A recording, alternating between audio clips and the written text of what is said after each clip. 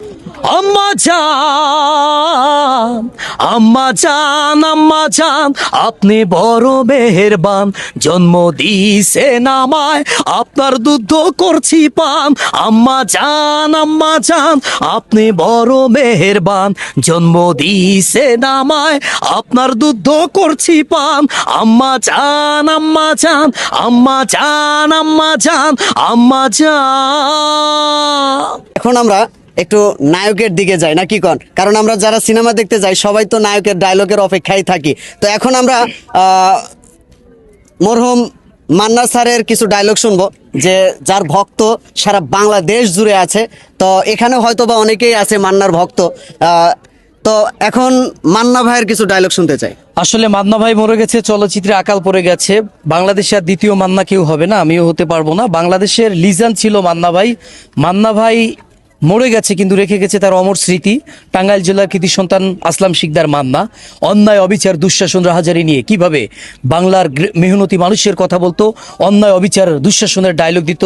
তার একটি বিশেষ ডায়লগ হচ্ছে আম্মা জান। আম্মা জান সিনেমাতে মরহুম মান্না করুণ সুরে এইভাবে বলতো,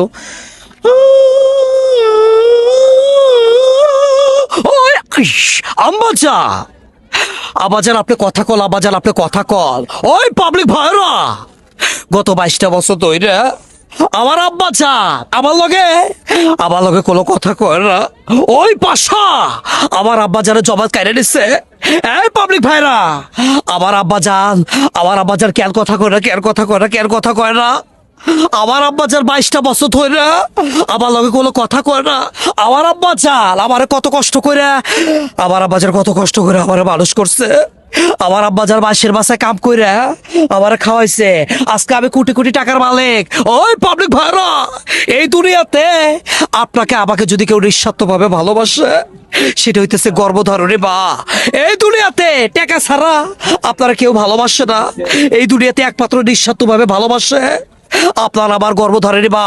তাই যাদের মা বাবা বেঁচে আছে আপনারা সবাই ওই যে বাবারা একটু কষ্ট কইরা হইলেও বাপারা কিছু দিয়ে, কিছু টাকা পয়সা পাঠায় দিয়ে, শুধু বউরে খাওয়াইলে হইব না, গর্ভধারণী মা বাবারে একটু খাওয়াইবেন। আল্লাহ বলছে মায়ের পায়ের নিচে সন্তানদের বেহেজ, বাট আল্লাহ কিন্তু বাপ্পা নেই। আজকের পর থেকে আমরা যুব সমাজ মা বাবাকে ভালোবাসবো। সবাই ভালো থাকবেন। আর যারা মাকে ভালোবাসেন ভিডিওটা লাইক কমেন্ট করে শেয়ার করে ছড়িয়ে দিবেন। এখন ছোট ছোট করে আমরা আর দুইটা ডায়লগ শুনবো।